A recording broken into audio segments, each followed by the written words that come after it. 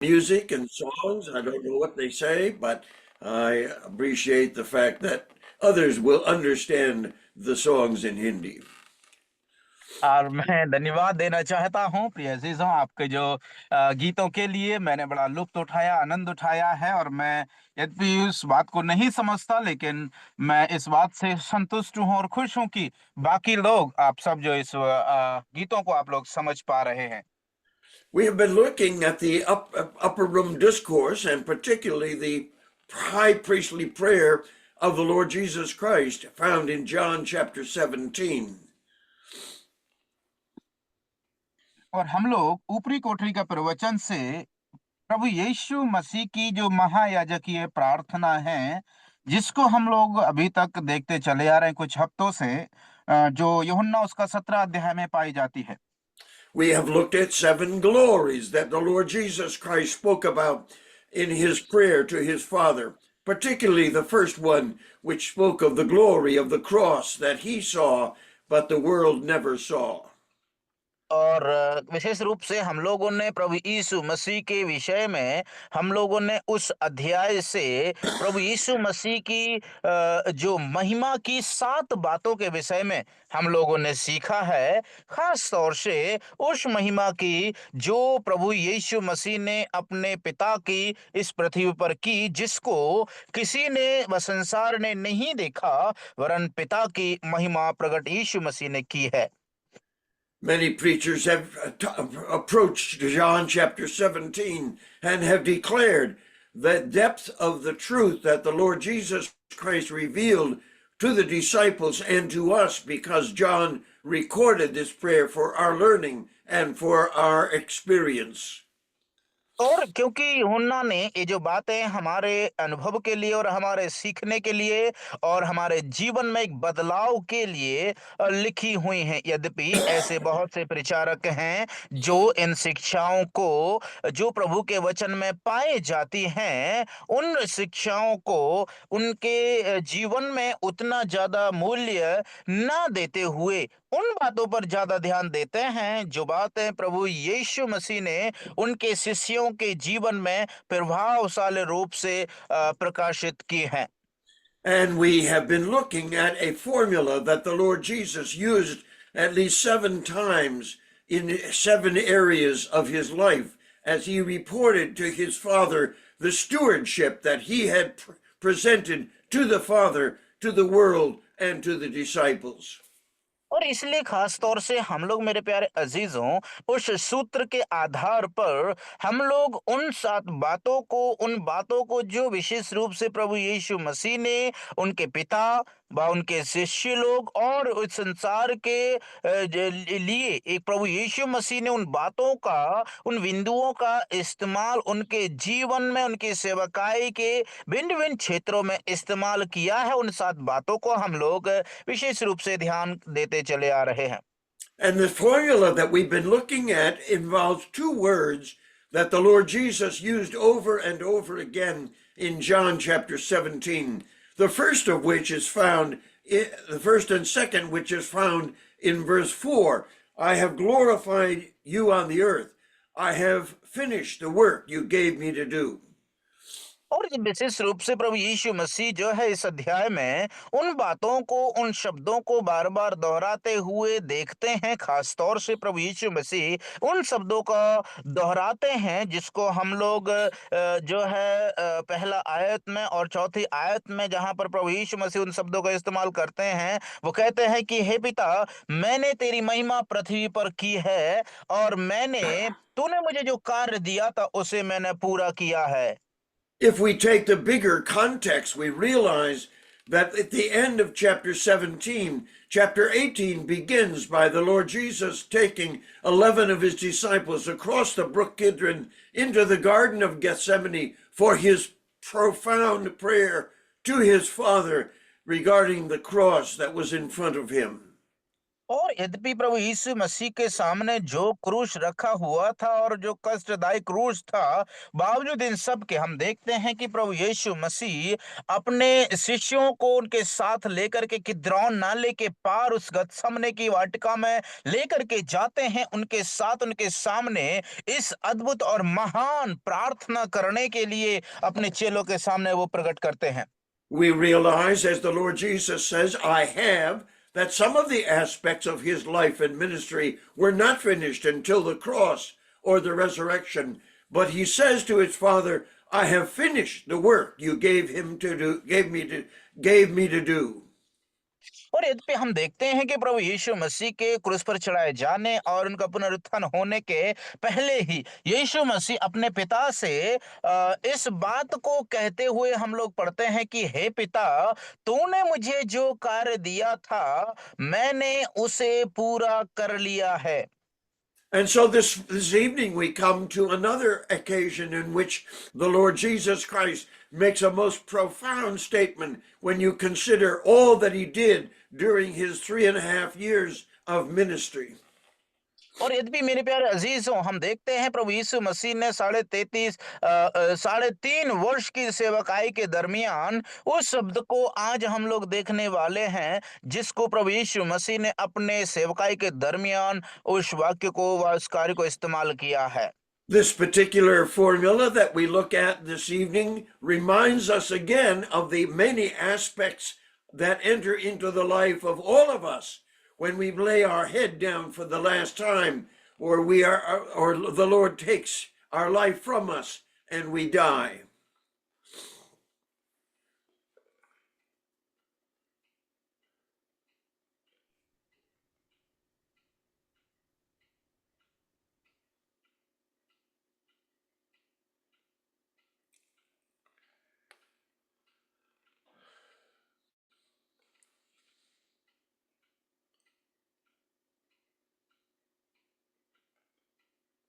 No, मेरा आवाज आ रहा है? I haven't heard anything. I'm sorry, dear sir. There was a lapse because of the internet. I couldn't hear Okay. your word. Could you please repeat once again? There was some network issue. I'm sorry. Fine. We'll look this evening at the next occasion in which the Lord Jesus uses this amazing formula, and we find it in verse 8 and again in verse 14. And we realize the Lord Jesus says, I have, and then he uses the word given. And so that is a very profound aspect of ourselves, even when we come to the end of our life.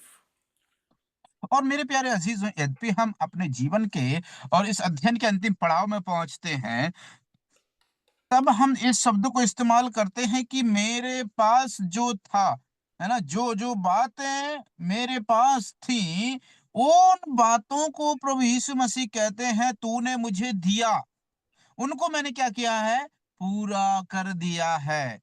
तो ये बात हम लोग इसी बात को दो बिंदुओं पर हम लोग आज चर्चा करने वाले हैं। पहला है जो मेरे पास है और उसे मैंने पूरा किया है, या मैंने उसे उन्हें दिया है। जो मेरे पास है मैंने उन्हें दिया। इन दो बिंदुओं पर हम लोग आज चर्चा करने वाले हैं, जिसको हम लोग यूहन्ना उसका 17 का 17 का 8 एंड 17 का 14 14 में हम लोग उन बातों को देखते हैं। And so we ask ourselves, as we do on many occasions, when we go to a funeral for somebody who is very wealthy, and we ask in our hearts, not in our words, what did he leave behind? What did he give before he passed away?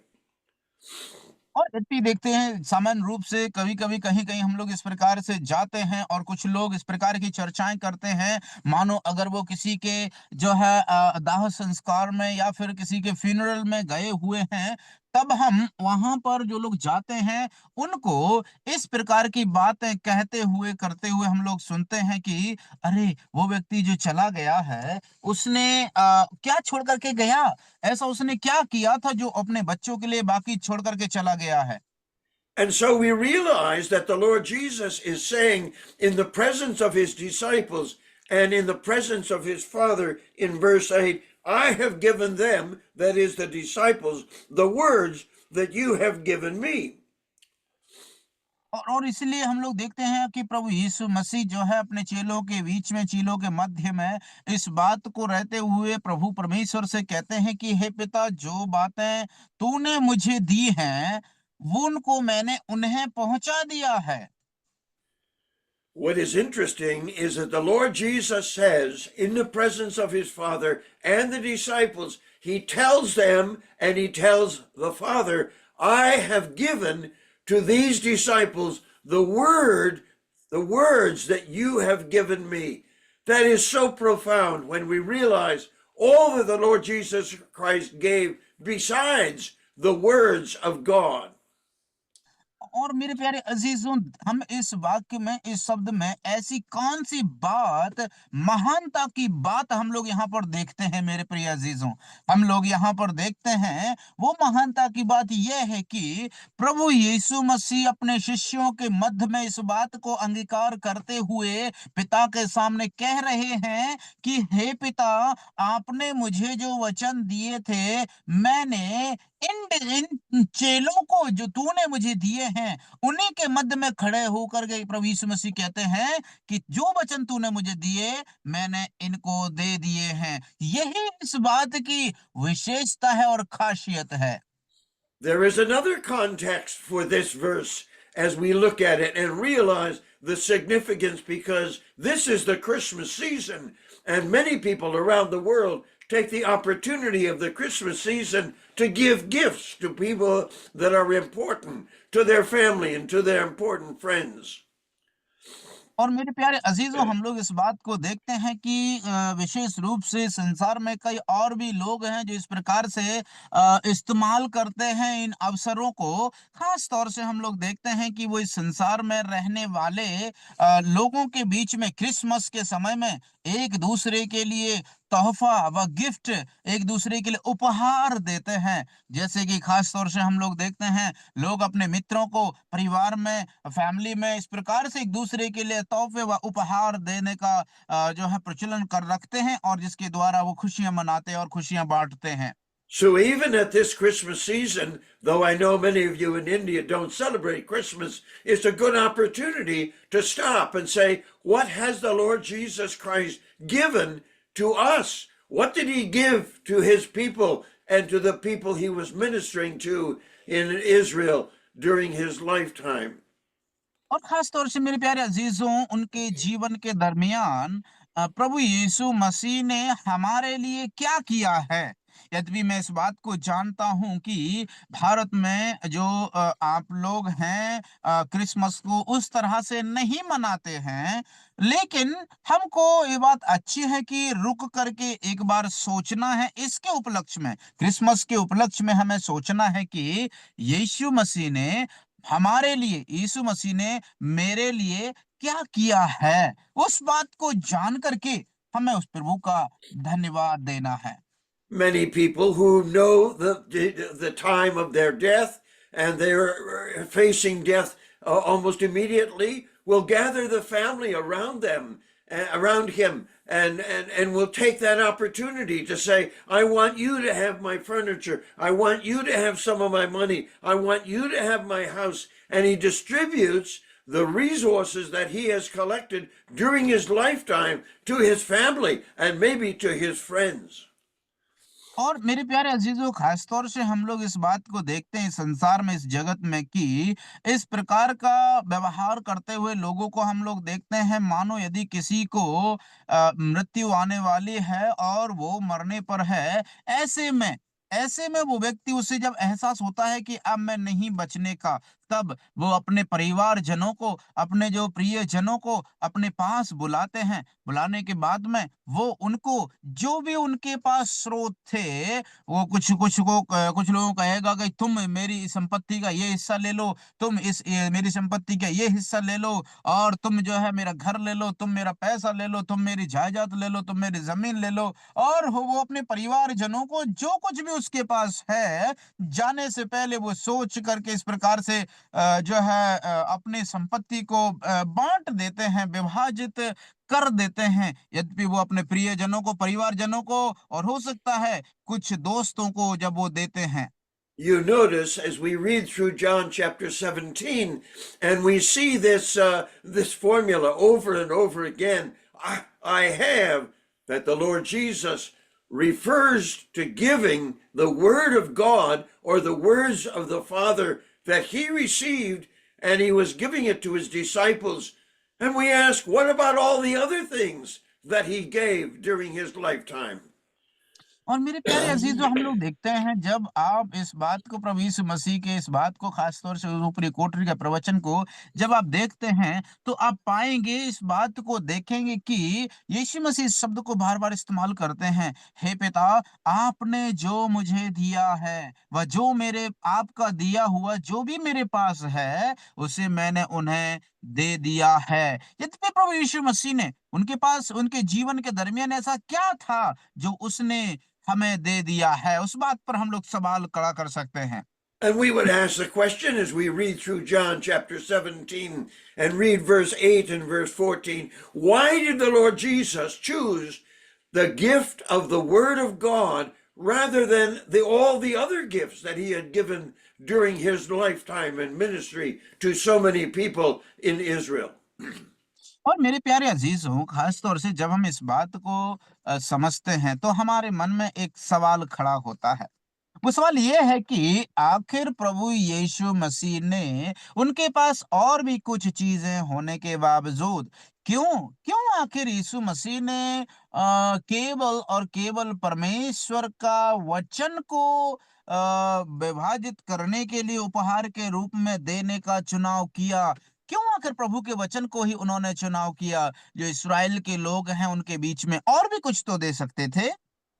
Those of us who don't drink wine must be amazed that the first thing the Lord Jesus Christ gave in his ministry was to give the best wine that the world had ever tasted.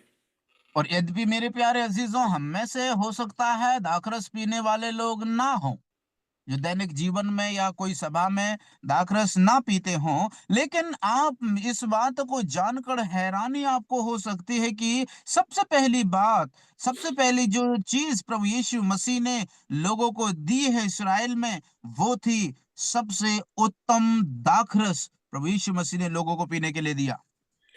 The Lord Jesus could just as easily turn wine into water as to turn water into wine. But he chose to do this so that those who were attending the wedding would not be without the kind of happiness and joy that should be in a wedding feast. और इसलिए मेरे प्यारे अजीजों, हम लोग देखते हैं कि यद्यपि प्रभु यीशु मसीह को जो है उस दाखरस से पानी बनाने में वो एक क्षण भी नहीं लगता, उसी रीति से प्रभु यीशु मसीह ने उस पानी को दाखरस में बदल दिया, और उस विवाह में जो भी सहभागी होने के लिए आए थे, उनके लिए सर्वोत्तम दाखरस प्रभु यीशु मसीह ने प्रदान करवाया। Another interesting thing that the Lord Jesus Christ gave was to give money in order to pay his taxes. You remember the story of the Lord Jesus telling Peter to go catch a fish and find a piece of money and give that for the taxes of both Peter and the Lord Jesus. और दूसरी बात हम लोग देखते हैं, प्रभु यीशु मसीह जो है दूसरी चीज को देते हुए हम लोग पाते हैं, जिसको प्रभु यीशु मसीह ने जो है कर के लिए पैसा दिया। हम देखते हैं उस कहानी को, जब प्रभु यीशु मसीह पतरस को कहते हैं, जाओ, जाकर के तालाब में वंशी डालो और वहां पर तुम्हें एक मछली मिलेगी। उस मछली का जब तुम मुंह को खोलोगे, तब उससे तुम्हें जो सिक्का मिलेगा, उससे तुम अपने लिए और मेरे लिए जो है कर अदा करो। इस बात को हम लोग देखते हैं कि दूसरी बात, प्रभु यीशु मसीह ने जो है वहां पर कर अदा करने के लिए वो पैसा प्रभु यीशु मसीह देते हुए हम लोग पढ़ते हैं। If you go to a funeral of a very rich man or rich woman, you might ask the question, at least in your mind, what did he do with all of his wealth? So the Lord Jesus reminds us that he can find a piece of money in a fish's mouth in order to pay his taxes, and so he gave money. और मान के चलिए, आप यदि किसी भी सबसे धनाढ़ और धनी व्यक्ति के घर जाते हैं, चाहे वो स्त्री हो या पुरुष हो, आपके मन में हो सकता है एक सवाल जूझता रहेगा, अरे ये अकेला व्यक्ति इतने सारी संपत्ति का क्या करेगा?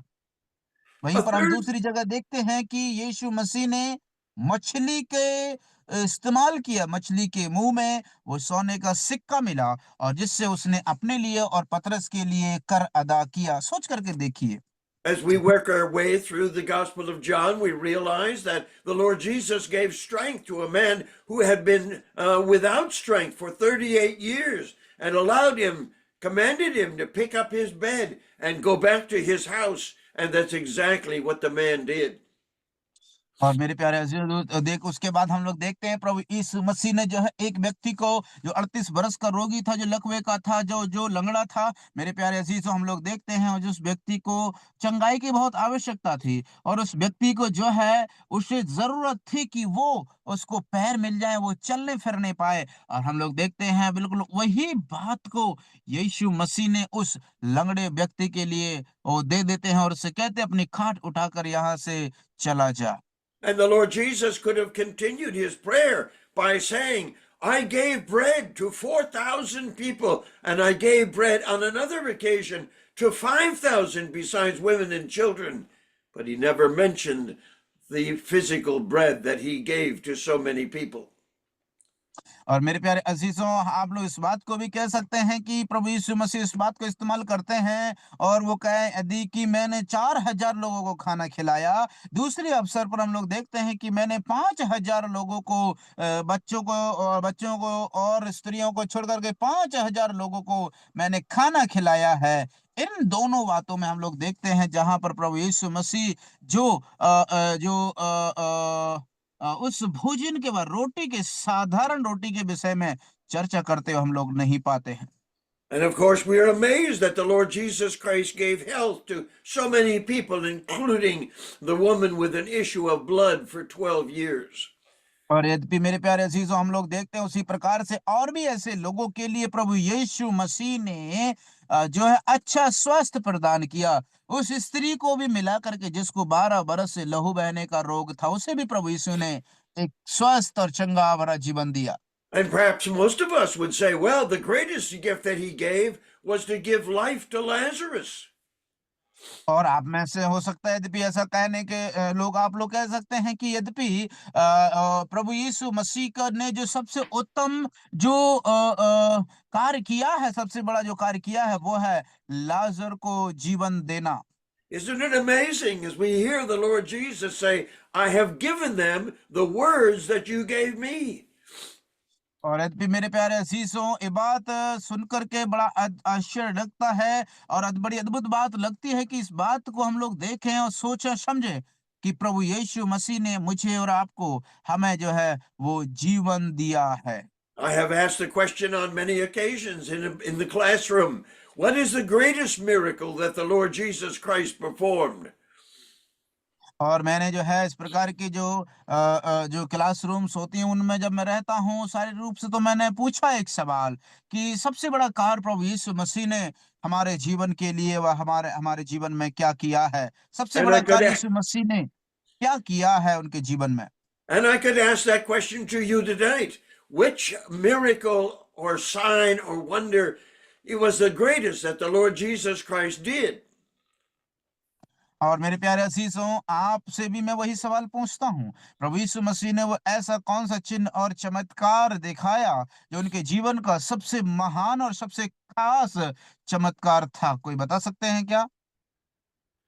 And the important question is answered by asking which of the miracles that the Lord Jesus Christ did was actually a creative act, because most of what he did was a restoration. Think about that.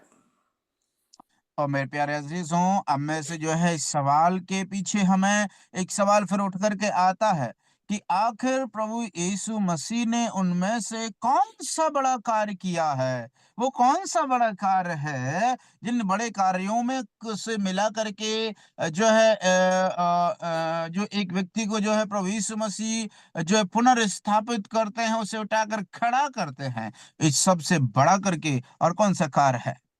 And so we ask the question as we go through this list that we've talked about, which of these, or have we not mentioned it, is a creative act rather than just restoring strength to somebody who is weak, or restoring health to somebody who is ill.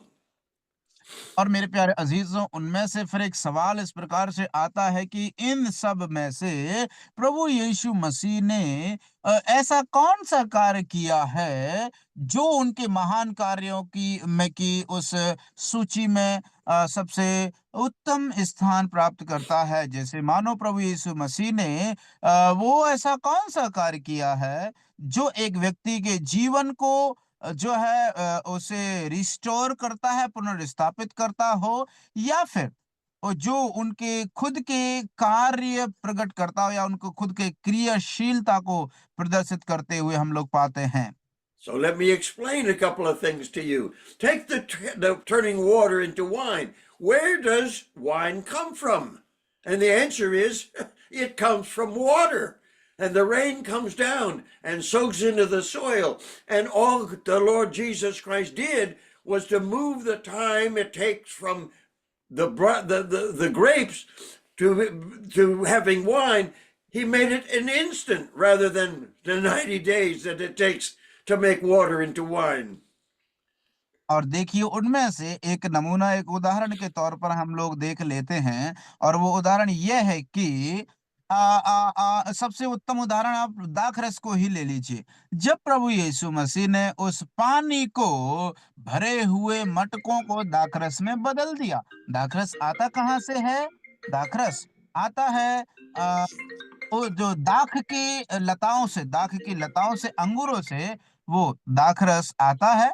और वो दाखरस के अंदर फिर रस कहाँ से बनता है? वो पानी होता है। पानी कहाँ से आता है? जब बारिश होती है, जो मिट्टी है उस बारिश के पानी को सोख लेती है, फिर उसी पानी को जो है दाख लता जो है मिट्टी में से सोख करके अंगूर के रूप में लटक करके आती है, जिसको 90 दिन लग जाते हैं तैयार होने में। उसके बाद में फिर हम देखते हैं कि वो दाख में के उसको कुचल करके दाखरस बनाते हैं, तब वो दाखरस बनता है। लेकिन प्रभु यीशु मसीह ने जो प्रक्रिया है उसको सूक्ष्म करके वो तत्काल, इंस्टेंटली, मतलब तत्काल प्रभाव से उस पानी को सीधे तौर पर दाखरस में परिवर्तित कर दिया और बदल दिया। Did he create the coin that was found in the fish's mouth? And the answer is no. He just found that coin which had been lost, and it was brought back to usefulness for Peter and the Lord Jesus. और यद्यपि मेरे प्यारे अजीजों, हम लोग इस बात को देखते हैं कि फिर एक सवाल आता है कि क्या प्रभु यीशु मसीह ने उस सिक्का को जो मछली के मुंह में पाया गया था, क्या वहां पर यीशु मसीह रखने के लिए गए थे? नहीं। हम लोग पाते हैं कि प्रभु यीशु मसीह को ये मालूम था, और हम सबको पता है कि ये वो सिक्का है जो गुम हो गया था, गिर गया था। लेकिन प्रभु यीशु मसीह के द्वारा उस सिक्के को इस्तेमाल किया गया पतरस का कर अदा करने के लिए, और उनके खुद के जीवन के कर अदा करने के लिए उसको इस्तेमाल किया गया।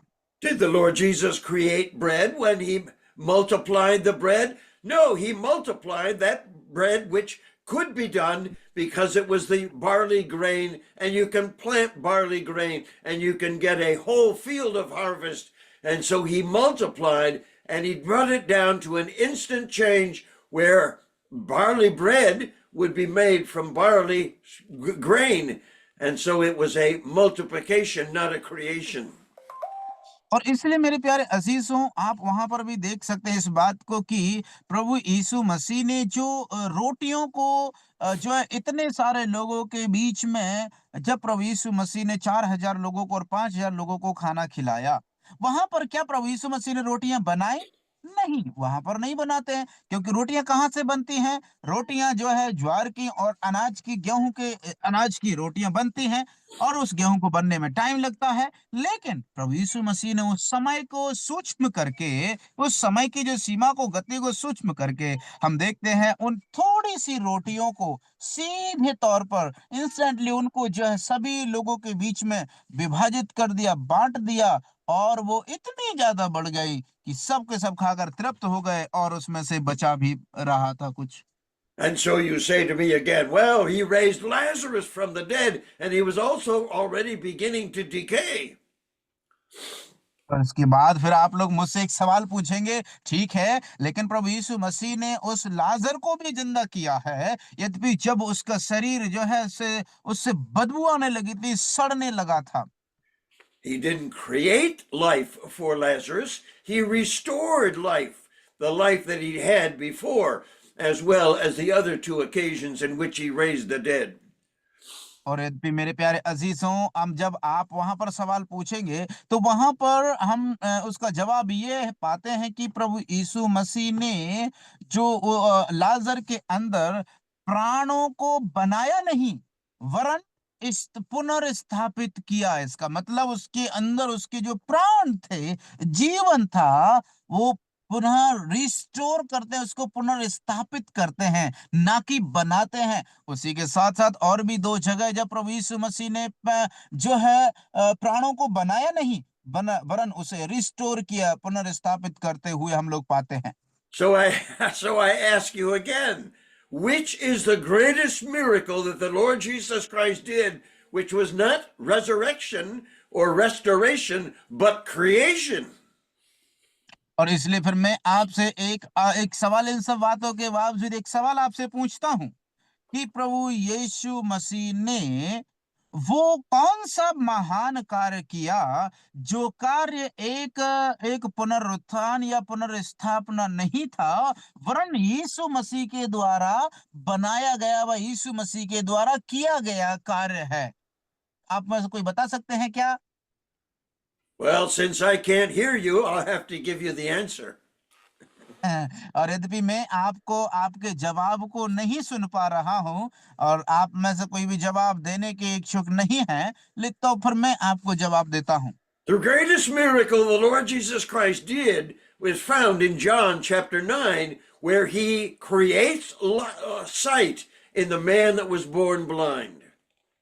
और मेरे प्यारे अजीजों, उनमें से हम लोग देखते हैं एक महान जो चमत्कार को प्रभु यीशु मसीह के द्वारा हम लोग पाते हैं, जिसको यूहन्ना उसका 9 अध्याय में, जो एक जन्म का अंधा व्यक्ति था, उस व्यक्ति के आंखों में प्रभु यीशु मसीह रोशनी देते हैं। उस व्यक्ति को जो जन्म से अंधा था, उसको जो है उसकी नजर, उसकी आंखों में रोशनी पैदा कर देते हैं, रोशनी आंखों को बनाते हुए हम लोग वहां पर प्रभु यीशु मसीह का कर्म देखते हैं। You remember the experience where the disciples saw a man that was born blind and asked the Lord Jesus, who sinned, this man or his parents, that he should be born totally blind? और मेरे प्यारे अजीजों, उसके बाद उस कहानी को हम सभी लोग जानते हैं, जहां पर प्रभु यीशु मसीह के सामने यीशु मसीह से सवाल उनके चेले करते हुए हम लोग पाते हैं। जहां पर जब वो एक जन्म के अंधे व्यक्ति को पाते हैं, वहां पर हम लोग देखते हैं प्रभु यीशु से वो सवाल करते हैं, हे गुरु, किसने पाप किया था कि ये व्यक्ति अंधा, जन्म से अंधा पैदा हो? क्या इसने पाप किया था या इसके माता पिता ने पाप किया था? The Lord Jesus answers many questions by his answer when he says, neither has this man sinned in prenatal sin, nor have his parents, that he should be born blind, but that the glory of God might be shown in him. और इसके बाद में फिर चेलों का जवाब उसी सवाल की तर्ज पर यीशु मसीह देते हैं, सुनो, ना तो इस व्यक्ति ने पाप किया है, ना ही इस व्यक्ति के माता पिता ने पाप किया है, वरन ये तो इसीलिए हुआ ताकि परमेश्वर की महिमा प्रकट होने पाए। There are three reasons why this is the most significant miracle or sign the Lord Jesus Christ did during his life and service to his Father. और मेरे प्यारे अजीजों, हम लोग इस बात को जानकर ये बात बहुत ही अद्भुत है कि प्रभु यीशु मसीह जब अपने पिता के लिए कार्य कर रहे थे, उन कार्यों में से यही वो सबसे महान कार्य प्रभु यीशु मसीह का हम लोग देखते हैं, जब प्रभु यीशु मसीह ने इसको एक कर्म के रूप में किया है। The first answer is that in the Old Testament, in one of the prophets, God is saying through the prophet, the Lord, the Jehovah, the Messiah, will give sight to those that are born blind. और उसका सबसे पहला जवाब यह है कि पुराने नियम में प्रभु यहोवा जो है इस प्रकार से भविष्यवक्ताओं के द्वारा कहते हुए हम लोग पाते हैं, जहां पर वो कहते हैं कि वो यहोवा परमेश्वर, वो मसीहा जन्म के अंधों को आंखें देने वाला है। And that is a most profound statement because Israel, particularly the chief priests and scribes and the Pharisees, should have known that if the Lord Jesus Christ could give sight to the blind, which had never been done before, he must be the Messiah. और यद्यपि मेरे प्यारे अजीजों, इस बात को, इस कर्म को देखने के बाद इस्राएल के जो सदूकी, फरीसी और जो यहूदी लोग थे, उनको जो है इस बात को देख कर कि वो जन्म के अंधे व्यक्ति को आंखें दे देता है, उस बात को वो लोग समझ करके, उस बात को याद करके उन्हें समझ जाना चाहिए था कि यीशु मसीह ये कार्य जो किया है वो कोई साधारण और सामान्य कार्य नहीं है, वरन ये परमेश्वर यहोवा का कार्य, उस मसीहा का कर्म है, जो उन्हें विश्वास कर लेना चाहिए था। You remember that the people said it had never heard of anyone since the foundation of the world that could give sight to a person that is born blind. और यद्यपि मेरे प्यारों, ना तो पहले ये बात ऐसा कभी हुआ था और ना ही ऐसा करने के बाद इतिहास में कभी भी इस प्रकार से घटित हुआ है, जहां प्रभु ये परमेश्वर जो है जन्म के अंधे व्यक्ति को आंखें देते हैं। And so the people understood that the Messiah was the only one who could restore sight to somebody that was born blind. और इसलिए लोग इस बात को समझ पाए कि केवल वही मसीहा है जो जन्म के अंधे व्यक्ति के उन आंखों को, उन रोशनी को पुनर्स्थापित कर सकते हैं। And so this was not restoration to this man of something that he had before, but it was a creative act of sight for someone who had never seen before.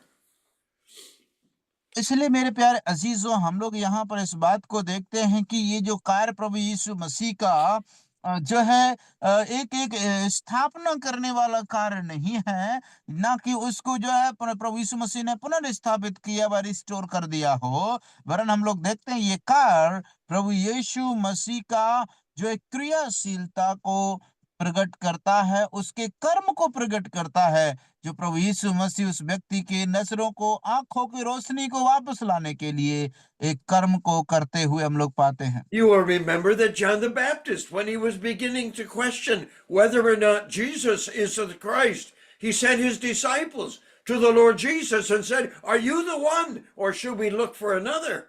And the first thing the Lord Jesus said was, "The blind receive their sight." और मेरे प्यारे अजीजों, हम लोग इनमें से देखते हैं, जैसे ही उन्होंने जो है इस सवाल को खड़ा किया, उनके लोग जब पूछ रहे थे कि हे गुरु, क्या तुम ही हो या फिर हम किसी और का प्रतीक्षा करें, तब प्रभु यीशु मसीह का सबसे पहला जवाब यह था कि जन्म के अंधे रोशनी पाते हैं। There are many other signs that the Lord Jesus did, says John, to end his epistle. But he reminds us that the sight restored, not restored, created, is only something that Messiah could do. और इसलिए मेरे प्यारे अजीजों, वो काम जो केवल जो है रिस्टोर किया हुआ कर्म नहीं, वरन हम देखते हैं उस अंधे व्यक्ति का जो है दृष्टि को प्रभु यीशु मसीह ने रिस्टोर नहीं किया, पुनर्स्थापित नहीं किया, वरन उसकी रोशनी को उसके अंदर बनाया। इस बात को केवल और केवल मसीहा ही कर सकते हैं। इस बात को हम लोग देखते हैं, प्रभु के वचन में प्रमाणित किया है। Under what power or what authority does the Lord Jesus have that he can give sight to somebody who has never seen anything before? और इसलिए मेरे प्यारे अजीजों, इसके पीछे का जो शक्ति, सामर्थ क्या कहाँ से आता है, और वो कौन सी शक्ति है जिसने कभी भी पहले ना देखा हो और अब देखने लगता हो। Has the Lord Jesus Christ ever done this before? क्या इस प्रकार का कर्म प्रभु यीशु मसीह ने और भी पहले कभी किया है? And you all say, no. और आप में से सब लोग कहेंगे ऐसा पहले कभी नहीं किया। But I say, yes. लेकिन मैं आपसे कहूंगा कि हाँ। When else did this Lord Christ give sight to somebody who had never seen before? और वो कब था समय जब प्रभु यीशु मसीह ने ऐसे व्यक्ति को आंखों की रोशनी दिया जिसने पहले कभी नहीं देखा था। I take you all the way back to creation and Adam, because there was this body made out of clay, and God, in the person of the Messiah, the Lord, Jehovah, took up some clay. I don't know whether he put it in his mouth or just put his spittle on it, but that's what he created and put that eye into the socket of Adam. And of almost exactly the same thing that he's doing in John chapter 9. और मेरे प्यारे अजीजों, फिर मैं इस बात को आपको समझाने के लिए सीधा मैं आपको सृष्टि की ओर लेकर के जाना चाहता हूँ, उत्पत्ति की पुस्तक में, जहां पर हम लोग देखते हैं वो यहोवा परमेश्वर जब उस आदम को बना रहा था, हम लोग देखते हैं वहां पर मुझे नहीं पता है कि उस परमेश्वर ने मिट्टी को लेकर के जो है मुंह के उस थूक से साना या नहीं साना, वरन मैं इस बात को नहीं जानता, लेकिन इस बात को जरूर हम लोग पढ़ते हैं वहां पर कि परमेश्वर ने भूमि की मिट्टी से आदम को, मतलब उसका एक मिट्टी का पुतला बनाया और उसमें उसी मिट्टी का आंख को बना करके उस आदम के पुतले में रख देता है और उसके बाद में वो आदम को एक जीवित प्राणी बन जाता है। उसी कर्म को मेरे प्यारे अजीजों, उसी प्रकार से हम लोग देखते हैं यूहन्ना उसका 9 अध्याय में, उसी प्रक्रिया को प्रभु यहोवा परमेश्वर के समान यीशु मसीह को दोहराते हुए जब वो मिट्टी को अपने थूक से सानता है और उसकी आंखों पर लगा देता है और उसको दृष्टि दान मिल जाता है और उसकी आंखें खुल जाती हैं। Remember, even the resurrection of the Lord Jesus Christ by himself, because he said, I lay my life down and I take it again, is a restoration of life to a glorified existence. और इसलिए मेरे प्यारे अजीजों, उसके बाद हम लोग देखते हैं प्रभु यीशु मसीह जो है जब वो क्रूस पर चढ़ते हैं तो वहां पर हम लोग कहते हुए वो पुनः स्थापित हो जाते हैं उनकी खुद की सामर्थ्य के अनुसार, क्योंकि प्रभु यीशु मसीह ने स्वयं कहा कि मुझे मेरा जीवन जो है मेरा जीवन को जो है उंडेलने का अधिकार मेरे पास है और उसे पुनः स्थापित करने का अधिकार भी मुझे दिया गया। मैं अपने जीवन को भी उंडेल सकता हूँ और उसे वापस ले भी सकता हूँ। And so we have only 2 verses that describe the giving of sight to a man that was born blind.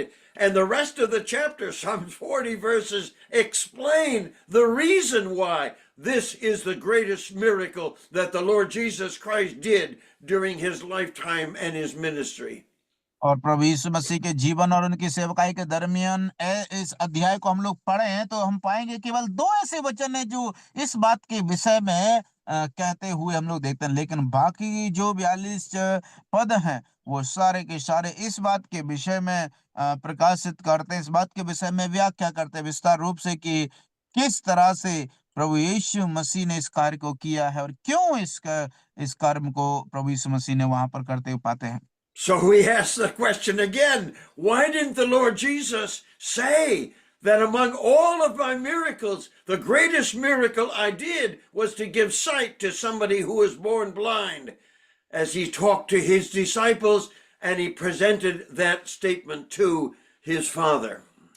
और इसलिए मेरे प्यारे अजीजों, जब प्रभु यीशु मसीह इस बात को अपने पिता के सामने उनके सामने जब प्रकट करते हैं, प्रदर्शित करते हैं और रखते हैं, उससे पहले हम लोग इस सवाल को इस बात को हम लोग देखते हैं कि प्रभु यीशु मसीह ने इतने बड़े चमत्कार को करने के बावजूद भी कभी भी हमने उनके जीवन में ऐसा कहते हुए नहीं पाया कि जहां प्रभु यीशु मसीह ने ऐसा कहा हो कि मैंने ऐसा कर्म किया है कि एक जन्म के व्यक्ति को जिसकी आंखें नहीं थी उसको मैंने आंखों का नेत्र दान किया है, वह उसको आंखों में रोशनी प्रदान किया हूं मैं। ऐसा करके प्रभु यीशु मसीह को कभी भी इस प्रकार से कहते हुए हम लोग नहीं पढ़ते हैं। So I ask you, have you seen these three amazing reasons why the Lord Jesus Christ recognized the giving of sight to the blind as the greatest sign that he could do? और इसलिए मैं आपसे 3 सवाल पूछता हूं कि आखिर क्यों प्रभु यीशु मसीह का जो है अंधे व्यक्ति को, जन्म के अंधे व्यक्ति को जो है रोशनी देना व जो है साइट देना, क्यों जो इन चमत्कारों में से सबसे महान चमत्कार गिना गया? The three reasons are, first of all, only the Messiah could give sight to a person that's born blind, as the prophet says. और पहला उसका कारण यह है, पहला जवाब यह है कि ये वो कार्य है जो केवल और केवल एक भविष्यवक्ता के द्वारा कहा गया, कही गई बात है, भविष्यवाणी की गई बात है कि जहां पर वो लिखता है कि केवल और केवल मसीहा ही एक व्यक्ति को, जो जन्म का व्यक्ति उसको रोशनी दान कर सकता है, जीवन आंखों को जो रोशनी प्रदान कर सकता है। Secondly, all the people that were there, the common folk, realized that since the beginning of the world, no one had ever given sight to somebody that was born blind. और दूसरा उसका कारण यह था कि वहां पर जो आसपास रहने वाले जो लोग थे, जब उन्होंने इस बात को देखा तो उनमें से हम लोग पाते हैं कि वो लोग इन बातों को, उनको एहसास हुआ कि इससे पहले और कभी भी किसी ने भी इस प्रकार का चिन्ह और चमत्कार पहले पृथ्वी पर प्रदर्शन नहीं किया गया है ना, किसी के द्वारा ऐसा नहीं हुआ कि जन्म के अंधे व्यक्ति की आंखों को दिया, रोशनी वापस दिया हो। The third reason is that it is a creative act of giving sight to somebody who had never seen anything before, and therefore it is a creative act. Only Christ the Lord, Jehovah, could do that. और इसलिए मेरे प्यारे अजीजों, हम लोग इस बात को देखते हैं कि ये जो कर्म है, ये जो कर्म है, केवल और केवल इस कर्म को जो है आंखों को रोशनी देना, केवल और केवल जो परमेश्वर यहोवा है वो ही इस कर्म को कर सकता है, क्योंकि यह उसका एक कर्म है, क्रियाशीलता को प्रकट करता है, ना कि पुनर्स्थापना को प्रकट करता है। But the Lord Jesus doesn't say, my greatest miracle was to give sight to somebody that was born blind. और इसलिए, लेकिन इसके बावजूद हम लोग पाते हैं कि प्रभु यीशु मसीह ऐसा कभी नहीं कहते हैं कि मेरा सबसे बड़ा चिन्ह चमत्कार जो मैंने दिखाया वो ये है कि उस अंधे, जन्म के अंधे व्यक्ति को मैंने दृष्टि दान किया हो। So what did he say in John chapter 17 and verse 8? और आखिर वचन उसका यूहन्ना 17 अध्याय का 8वीं आयत में प्रभु यीशु मसीह क्या कहते हैं? Read verse 8, please. और 8वीं आयत को हम लोग पढ़ लेते हैं। क्योंकि जो बातें तूने मुझे पहुंचा दी, मैंने उन्हें उनको पहुंचा दिया कि और उन्होंने उनको ग्रहण किया और सच सच जान लिया है कि मैं तेरी ओर से आया हूं, और यह विश्वास किया है कि तू ही ने मुझे भेजा। For I And have given them all the words that you gave me. They received them and truly knew that I came from you, and they believed that you sent me. verse 14. और वचन 14, मैंने तेरा वचन उन्हें पहुंचा दिया है और संसार ने उनसे बैर किया, क्योंकि जैसा मैं संसार का नहीं वैसे ही वे भी संसार के नहीं। I have given them your word, and the world has hated them because they are not of the world, just as I am not of the world. So the profound message of this study tonight is that God, in the person of the Lord Jesus Christ, gave to the disciples the only thing that can produce spiritual life in the person of the disciples and in your person as well. और इसलिए मेरे प्यारे अजीजों, हम लोग यहाँ पर देखते हैं कि जो प्रभु का कार्य, जो सबसे महान कार्य है वो है प्रभु ने हमें वो बात जो चेलों के जीवन में उस जीवन को प्रकट कर पाया है, उसी तरह से चेलों के समान मेरे और आपके जीवन में भी उस परमेश्वर का जीवन को प्रकट कर सकता है। Peter, who was listening to this prayer of the Lord Jesus, tells us that we are born again, not of corruptible seed, but of incorruptible, by the word of God that lives and abides forever. और इसलिए मेरे प्यारे अजीजों, पतरस जब इस प्रभु यीशु मसीह की इस प्रार्थना को सुन रहा था, इसके बावजूद हम लोग देखते हैं वो इस प्रकार से कहते हुए सुनता है कि हमारा उद्धार जो है नाशवान और नाश होने वाली बीज के द्वारा नहीं हुआ है, वरन उस अविनाशी बीज के द्वारा हुआ है जो कभी नाश ना होने का है। Let me ask you, if you have believed the gospel, as verse 8 says, they believed, then when you believed, what was it that brought you from darkness to light, from being blind to seeing, other than the word of the Lord?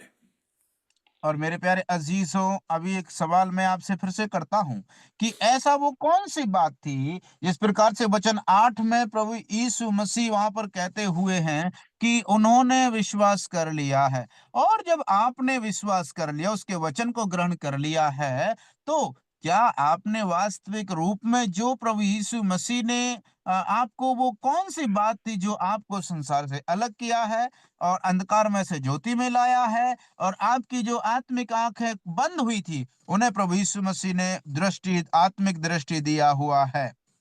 The Lord Jesus is saying to his disciples and to his Father, the greatest gift I could give to these disciples is the words that you have given to me, because those words will bring sight to those who are blind. It will bring life to those who are dead. It will bring liberty to those who are enslaved. और इसलिए मेरे प्यारे अजीजों, प्रभु यीशु मसीह जो है इन बातों को वहां पर कहते, हम लोग पढ़ते हैं कि प्रभु यीशु मसीह कहते हैं कि जो मेरे पास जो तूने मुझे दिया, मैंने उन्हें पहुंचा दिया है वो वचन, ताकि जो आत्मिक रूप से अंधे हैं उन्हें आत्मिक दृष्टि प्रदान करे, जो है पाप के बंधन में पड़े हुए हैं उन्हें वो आजादी प्रदान करे, स्वतंत्रता प्रदान करे, वो जो है जीवन के जो मृत्यु के साए में रह रहे हैं उन्हें जीवन प्रदान करने के लिए प्रभु यीशु मसीह कहते, जो वचन तूने मुझे दिया है मैंने उन्हें पहुंचा दिया, ताकि वो इस बात को विश्वास करने पाए, इस बात को मानने पाए। This is a very important lesson for the disciples who are going to be sent into all the world. And what are they going to preach? What are they going to give to the people who are lost in blindness and darkness, in ignorance and in death? It is the word of the Father given to the Lord Jesus, and the words the Lord Jesus gave to his disciples. और इसलिए मेरे प्यारे अजीजों, वो कौन सी बात है जो प्रभु अपने चेले प्रभु यीशु मसीह को इस प्रकार से कहते हुए हम लोग पाते हैं, वो कौन सी बात है जो प्रभु यीशु मसीह अपने चेलों को जो है प्रमुख रूप से बताने के जो है पहले बताते हैं, क्योंकि चेलों को सारे संसार में जाना है, वो है उसका जीवित वचन। क्योंकि ऐसे बहुत से संसार में लोग हैं जो आत्मिक रूप से अंधे हैं, अंधकार में जीवन बिता रहे हैं और पाप के बंधन में, गुलामी में जीवन बिता रहे हैं। ऐसों को प्रभु का वचन जो दिया है प्रभु ने अपने चेलों को, ताकि वो संसार में उन लोगों तक जाएं, उनको बताएं कि वो आत्मिक अंधापन उनका दूर हो और गुलामी में से वो आजाद पाएं और अनंत जीवन को प्राप्त कर लें, जो मृत्यु के साए में रहते हैं। The disciples must have been astonished to hear the Lord Jesus say, I gave them the words that you gave me. I gave them the word of God. When they could have said all these things about wine and money and bread and health and all of these things, he could say, the greatest gift I can give to you is the greatest gift that you can give to others. और मेरे प्यारे अजीजों, हम देखते हैं इन यहाँ पर जो है जो दाखरस है, जीवन है, आंखें हैं, और किसी को जो है अच्छा स्वास्थ्य प्रदान करना है और जीवन देना है। यद्यपि ये सारी बातें प्रभु यीशु मसीह ने दिया, लेकिन इन सब से बढ़कर के, इन सबसे मूल्यवान जो चीज प्रभु यीशु मसीह ने दिया है, जिसको प्रभु यीशु मसीह चाहते हैं कि वो भी दूसरों तक पहुंचाने पाए, और वो है परमेश्वर का वचन जो जीवन को देता है। वो जीवन उन्होंने पाया, तो वो दूसरों को भी वो उस जीवन को पहुंचाने पाए। Many missionaries still need to learn this lesson because they give as much as they can give of money, of health. They give bread, they give pills and medicine and surgery, and all of these things. But there is no greater thing that they can give than the Word of God, received from the Father through the Son by the Holy Spirit. We are to give the Word of God. और मेरे प्यारे अजीजों, एक missionary को इन बातों को सीखना बहुत ही जरूरी है। इस संसार में एक मिशनरी जो है लोगों को आर्थिक मदद कर सकते हैं, शारीरिक मदद कर सकते हैं, दवाइयों के द्वारा मदद कर सकते हैं, उनको घर या द्वार या संसार की ऐसी चीजों से मदद कर सकते हैं। ये तो अच्छी बात है, लेकिन इन सबसे बढ़कर के जो मूल्यवान चीज है, इन सबसे बढ़कर के जो महत्व रखने वाली जो वस्तु है, और वो है जीवन। जो परमेश्वर का वचन जो जीवन को देता है, जो स्वतंत्रता को देता है, जो अंधकार से ज्योति में लेकर के आता है, वो जीवन परमेश्वर पिता की ओर से पुत्र के जरिए पवित्र आत्मा के द्वारा हम तक पहुंचता है, और उसको हम जो है परमेश्वर के द्वारा उसे दे सकते हैं। Equally profound is the amazing truth that the Lord Jesus Christ is called the Word of God in John chapter 1. The Word was made flesh and dwelt among us. And he is not only known as the living Word, but you have the Bible in your lap, and that is the written Word. And we are called to give as best we can the Word of God, living and written, for those who are in darkness and death. और इसलिए मेरे प्यारे अजीजों, सच्चाई के साथ में वास्तविक रूप में प्रभु के वचन में लिखा हुआ है, प्रभु उस वचन के विषय में, क्योंकि हम लोग देखते हैं वो वचन प्रभु यीशु मसीह को दर्शाता है। क्योंकि जब यूहन्ना उसके 1 अध्याय में आते हैं, तो प्रभु का वचन लिखा हुआ है कि वचन देहधारी हुआ और हमारे बीच में डेरा किया। और मेरे प्यारे अजीजों, इस संसार में हमारे पास, हमारी गोद में लिखित वचन है, जीवित वचन है। लिखित वचन बाइबल है, जीवित वचन प्रभु यीशु मसीह है, और वो दोनों हमारे पास, हमारे साथ, हमारे अंदर हैं। ओ मेरे प्यारे अजीजों, ये हमारे लिए बहुत बड़ी जिम्मेदारी है जो प्रभु ने हमें दी। उसके आने से पहले हमें वो उस जिम्मेदारी को, उस जीवित वचन को और लिखित वचन को उन लोगों तक पहुंचाना है जो अभी भी अंधकार में जीवन बिता रहे हैं। ये बहुत बड़ी जिम्मेदारी प्रभु ने हमें सौंपी है। We want to give bread. We want to give health. We want to give something to drink. We want to give money, and we want to give strength. और मेरे प्यारे अजीजों, इस संसार में हम लोग जो है उनको रोटी देना चाहते हैं, कपड़ा देना चाहते हैं, मकान देना चाहते हैं, पैसा देना चाहते हैं, स्वास्थ्य देना चाहते हैं, दवाइयां देना चाहते हैं, और ऐसी बहुत सारी चीजों को हम लोग संसार में लोगों को देना चाहते हैं और देना जानते हैं। I suggested to somebody one time, write on my tombstone, he gave them the Word of God. और मेरे प्यारे अजीजों, इस सभा में जुड़े हुए मैं चाहता हूं इस प्रकार से कोई व्यक्ति इस प्रकार से खड़ा होकर के इस चुनौती को पा करके ऐसा कहे, इन सब से बढ़ करके मैंने उसे परमेश्वर का जीवित वचन दिया हुआ है, लिखित वचन दिया है मैंने। The New Testament is very clear. We cannot be saved except by the Word of God, living and written. और मेरे प्यारे अजीजों, पर नया नियम इस बात के विषय में बड़े ही सतर्क है और साफ रीति से कहता है, एक व्यक्ति जब तक उस जो है लिखित वचन और जीवित वचन को ग्रहण ना करेगा, वो जीवन प्राप्त नहीं कर सकता। We are not saved by looking at his creation and the beauty of his ability to make wonderful things in our world. We are saved by the Word of God, that is the person of Jesus Christ, and the Bible in your lap.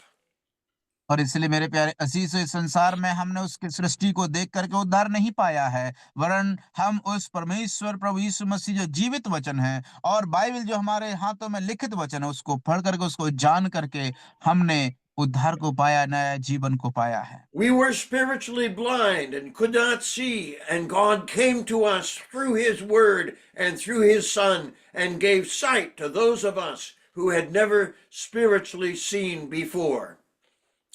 और मेरे प्यारे अजीजों, हम लोग जो है इस प्रकार से आत्मिक रूप से अंधे हुए थे, जो है हमने पहले कभी भी देख नहीं पा रहे थे उस परमेश्वर की सच्चाई को, उस परमेश्वर को जांच नहीं पा रहे थे। हमारी आत्मिक आंखें जो है बंद पड़ी हुई थी। और And as I read this, I realize again an occasion where I shared the gospel with a man that I knew was not a believer. And even as I was sharing the gospel, he broke out and said, "Oh, I see." And in that moment, he was like the blind man that had never seen before. और मेरे प्यारे अजीजों, उसी समय में, ऐसी अवस्था में जब मैं उसको प्रभु का वचन सुनाता हूँ, और वो जब वो प्रभु का वचन जब सुनता है, एक अविश्वासी है जिसने कभी भी प्रभु का वचन नहीं सुनता है, और उसी समय वो एकदम से चौंक करके एकदम से आश्चर्यचकित रूप से वो जवाब देता है, ओ मेरे भाई, मैं ऐसा नहीं जानता था। वही उसका अंधकार में रहने का प्रमाण हम लोग वहां पर देख सकते हैं। So the Lord Jesus knew we are saved by the Word of God. We are sanctified by the Word of God. And those of us who serve the Lord, we serve by the power from the Word of God, living and written. और इसलिए मेरे प्यारे शिशु, प्रभु यीशु मसीह ने इस बात के विषय में कहा कि हमने उस जीवित वचन को और उस लिखित वचन के द्वारा, उसको सुनने के द्वारा, प्रभु का वचन कहता है उद्धार Even the,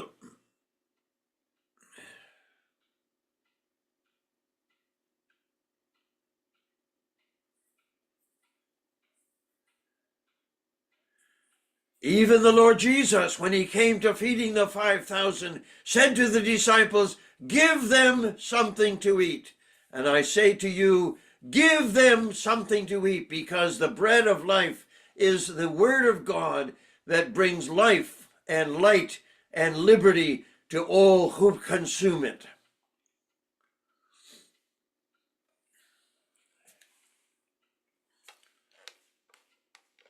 I guess we have technical difficulties with the network.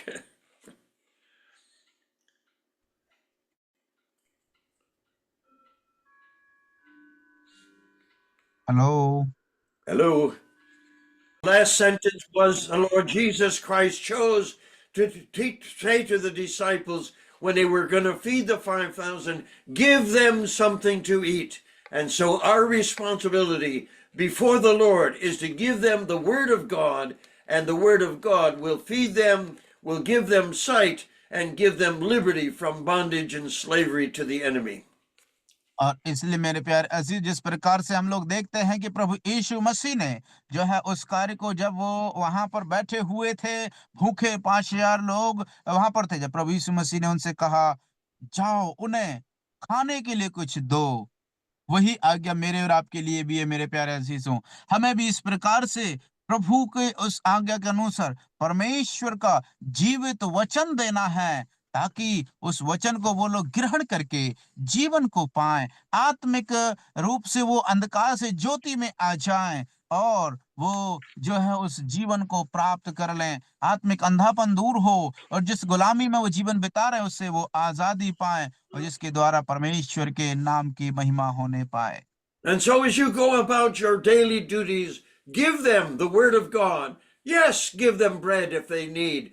Give them strength if you can. Give them medicine if you have it. But above all, give them the Word of God. And the Lord Jesus says to his Father, I have given them the words that you gave me. और इसलिए मेरे प्यारे अजीजों, हम इस बात को देखते हैं, इस संसार में हम जब यदि हम ड्यूटी पर जाते हैं, वहां पर हम यदि हमारे पास है तो हम उन्हें खाना दे सकते हैं। यदि हमारे पास है तो हम उन्हें पैसा दे सकते हैं। यदि हमारे पास है तो हम उन्हें सहारा दे सकते हैं, यदि हम दे पाए। और यदि हमारे पास दवाई है तो हम उन्हें दवा दे सकते हैं। लेकिन इन सब से बढ़कर के हम उन्हें लिखित वचन है, उस वचन को दें। ये हमारी प्राथमिकता हो जिसके द्वारा वो जीवन को पाएं और परमेश्वर को महिमा करने पाएं। And so the wonderful words of the Lord Jesus Christ are like a seed that springs forth and gives an abundant harvest, because you read John chapter 9 in the context of John chapter 17 and verse 8. और इसलिए मेरे प्यारे अजीजों, हम लोग देखते हैं कि वो अनंतता का जीवन है, वो प्रभु यीशु मसीह के द्वारा बोया गया वो बीज है जो अनंतता को प्रकट करता है। इसलिए वचन यूहन्ना उसका 9 अध्याय में दिया गया वचन, यूहन्ना 17 अध्याय उसका 8वीं आयत के द्वारा वो उसके लिए मेल खाता है, उस वचन से सत्य साबित होता है। Let us give thanks. आइए हम धन्यवाद की भेंट चढ़ाएं। Father, we offer you our thanks for the words that you gave to the Lord Jesus, that he in turn gave to his disciples, and it's been handed down to us, and we have it as a precious personal possession. और इसलिए प्यारे प्रभु जी, हम आपको धन्यवाद देना चाहते हैं कि आपने हमारी सहायता किया है, कि जो प्रभु आपने वचन हमें दिया है आपका, जो व्यक्तिगत रूप से हमारे जो पर्सनल पोजीशन आपने आपके इस साथ हमारी बनाई हुई है। We commit ourselves to learn more of this wonderful book and its living message to bring salvation and sanctification to the life of anybody who soaks their soul in its meaning. और प्रभु जी, इस सभा में जो बैठे हुए लोग प्रभु, जो अपनी आत्मा को प्रभु आपके वचन को सीखने के लिए उसमें भिगोते हैं, उसमें डाल देते हैं, ताकि वो परमेश्वर का वचन उनके जीवन में उद्धार को लेकर के, उद्धार की निश्चितता को, सुनिश्चितता को और प्रेरणा को लेकर के आए, कि और भी लोगों को वो सिखाने पाए। The word that you have given to us has been given to us that we might have life and that we might grow in grace and in the knowledge of the Lord Jesus Christ. प्रभु जी, धन्यवाद करते हैं, आपने जो हमें वचन दिया है ताकि उस वचन के द्वारा हमें जीवन मिले, और वो जीवन के द्वारा हमें आपने वो जीवन इसीलिए दिया है ताकि उस जीवन के द्वारा प्रभु यीशु आपकी महिमा होने पाए। We thank you for your words given to us through the Lord Jesus Christ that have been translated into so many languages, and we rejoice that we have your words in our language, that we can feed our mind and feed our soul and grow into Christ likeness. प्रभु जी, हम धन्यवाद देना चाहते एक बार फिर से आपको, कि आपका जो जीवित वचन है वो हमारी खुद की भाषा में हमें मिल गया है, इसलिए ताकि हम प्रभु जी आपके वचन को अपनी भाषा में पा करके हम जिससे अपनी आत्मा को प्रभु, अपने जीवन को, अपने मन को हम आपके वचन में डुबो के रखें, ताकि वो वचन जो हमारे जीवन में, हमारे मनों में जाए, उसके द्वारा वो प्रभु आपकी महिमा के लिए और प्रतिफल लाने पाए। Thank you, Father, for this amazing possession that is so precious to us as we distribute it to the world around us. In the name of Prabhu ji, Jesus Christ our Lord. Amen. और प्रभु जी, हम धन्यवाद देना चाहते एक बार फिर से, आपने जो हमें जीवित वचन परमेश्वर के द्वारा आपने जो हमें पोजीशन दिया है, इसलिए हम आपको धन्यवाद करते प्रभु जी। इसी प्रकार से वो वचन जो हमारे आसपास रहने वाले लोग हैं, उन वचन को प्रभु जब हम उनको बांटते हैं, जिसके द्वारा प्रभु यीशु आपके नाम की महिमा प्रकट होने पाए। सब बातों के लिए धन्यवाद प्रभु यीशु मसीह के नाम में। आमीन। आमेन। आमीन।